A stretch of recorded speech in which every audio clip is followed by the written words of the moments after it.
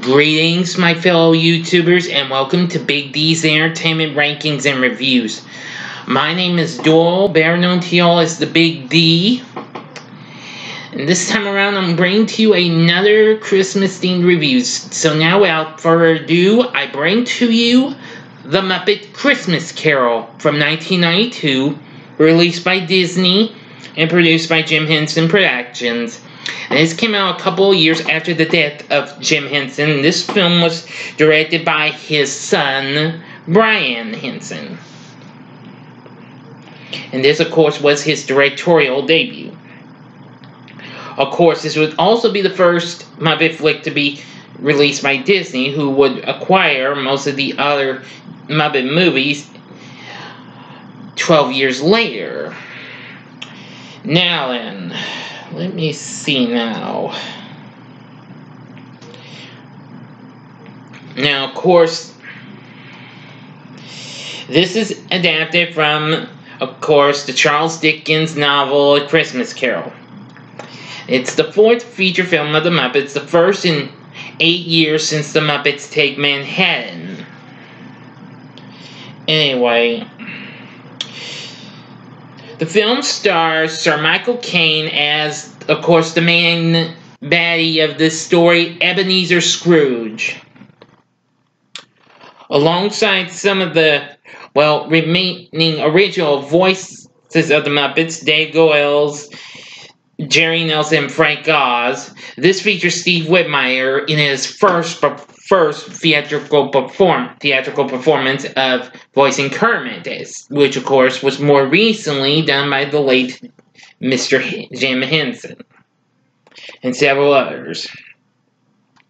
Anyway, I have seen this a few times, and I actually do like this movie. It's one of my favorite Muppet movies.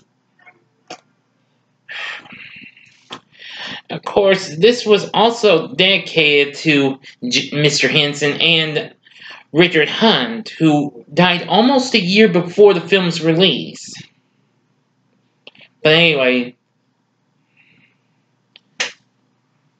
the film was pretty big with the critics and what have you. Got good reviews and was a factually modest success. So, yeah. Anyway, now before I go into the review, I'm going to give you 5 seconds to stop this before I go into the review, because this is the whole movie, and if you haven't seen this, you've been warned. Here's 5 seconds to stop. Okay, here we go.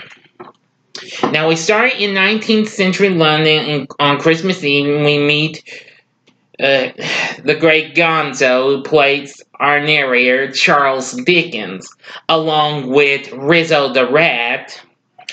They act as both narrators, actually.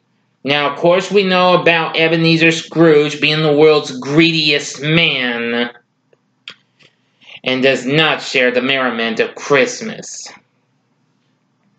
He rejects his nephew's invitation to Christmas dinner, dismisses two gentlemen from collecting money for charity, and tosses a wreath at a carol-singing Bean Bunny. Now, his loyal employee, Bob Cratchit, is played by Kermit the Frog, and the art bookkeepers request to have Christmas Day off since there will be no business for Scrooge on the day, to which he reluctantly agrees. Now, apparently, there's a good scene before this. And so, Bob, like, if you please, Mr. Scrooge, the bookkeeping instead would like an extra bit of coal for the fire, and it's like, how would the bookkeepers outside like to be unemployed? Then they all go to the craziness. Oh, boy. Sorry, I couldn't I just acted out like that, sorry. But anyway, so Scrooge leaves for home while the bookkeepers celebrate Christmas. Yep. So Scrooge encounters the shackled ghosts of his late partners, who are both Marley and Marley, Jacob and Robert, played by the zany duo of Muppets Statler and Waldorf, warn him to repent his wicked ways, or he will be condemned to suffer in the afterlife. So, at 1 o'clock, Scrooge is visited by the childlike ghost of Christmas past, who takes him back in time to his childhood and early adult life. So Dickens and Rizzo are hitching a ride too. They visit lonely school days and then his time as an employee under Fozziwig, who of course that's better known as Mr. Fezziwig in the story, who was played by Fozzie Bear, who owned a rubber chicken factory. Now, Fozziwig and his mother throw a Christmas party where Scrooge meets a young woman named Belle, with whom he falls in love. However, the ghost shows Scrooge how Belle left him after he chose money over her.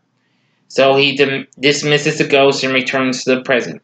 Then, at 2 o'clock, he meets the gigantic merry ghost of Christmas present and shows him the joys and wonders of Christmas Day. So they visit Fred, his nephew's house, where Scrooge is made fun of, and then they visit Bob Cratchit's house. Learning his family is content with their small dinner, Scrooge is kind of taking pity on Bob's ill son, Tiny Tim, played by Kermit's nephew, Robin. So, and of course, also in there is Miss Piggy as his wife, Emily Cratchit. Anywho, yeah. And then we have 2 other Cratchit's girl versions. Well, they were original characters, so Bettina and Belinda Cratchit, who Emily gets mistaken them for one another. Can't tell who's who. Yeah. So,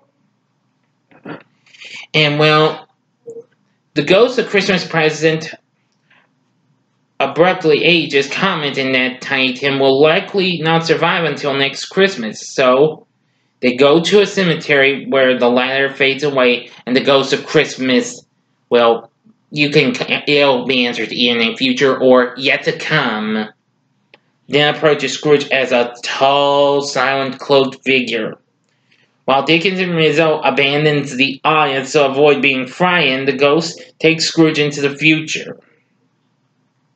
They witness a group of businessmen discussing the death of an unnamed colleague, where they will only attend the funeral if lunch is provided.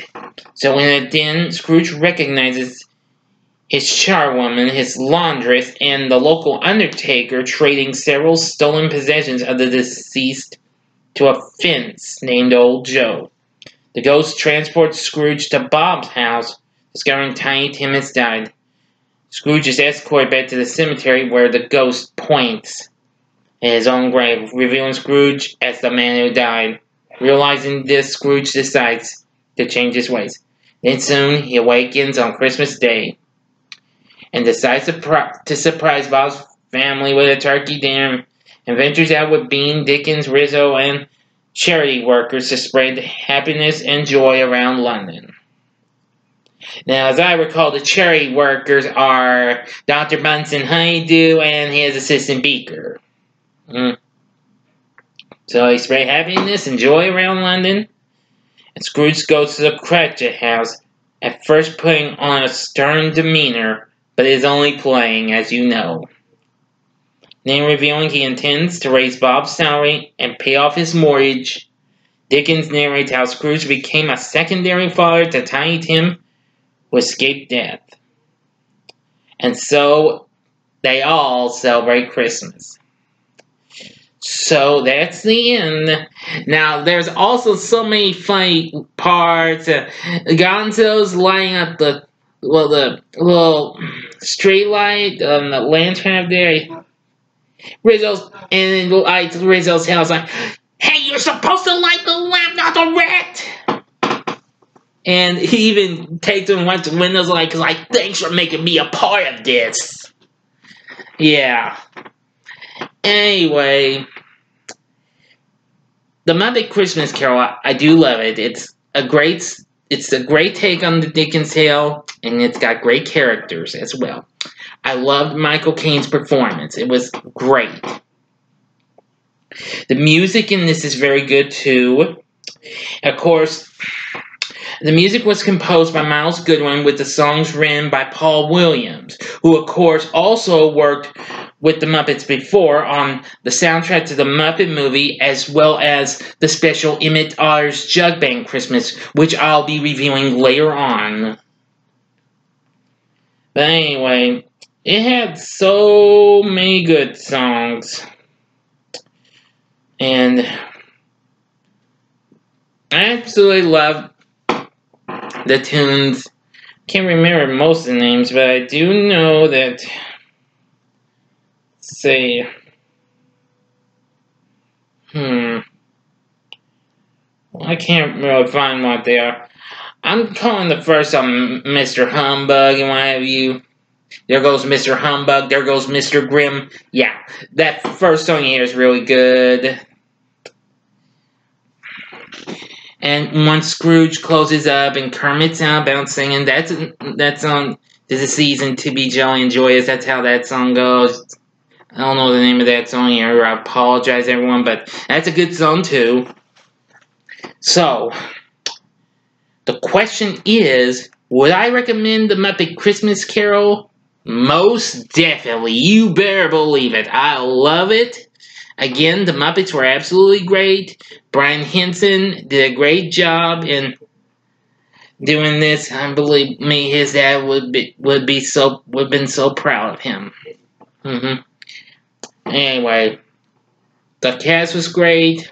The Muppet performers, definitely great. Music was great. Story was great. Enough said. So anyway, that's going to do it for my review of The Muppet Christmas Carol. Please tell me what you thought about the movie in the comments section.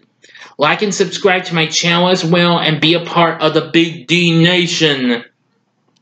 Now, if you liked what you see, click up there to see my recent ranking of 20 great Christmas flicks. But they're mostly live action. You'll see The Muppet Christmas Carol on the list. And, well, you can also check out my channel for all sorts of other holiday reviews. I've reviewed lots of them, including the Santa Claus trilogy and Home Alone series, and other Christmas specials. Oh yeah, and I'll give one more point out. You can click on this one, and you can see a review of another great Christmas special. I've been forgetting to point out on one of my vids. My recent review for Santa Claus Is Coming to Town, the Great Rankin Bass special from 1970, is up in this corner. And you can go down there to click on the button to subscribe to my channel. Join me again later on tonight when I review National Lampoon's Christmas Vacation. So until next time, I'm the Big D saying, see ya.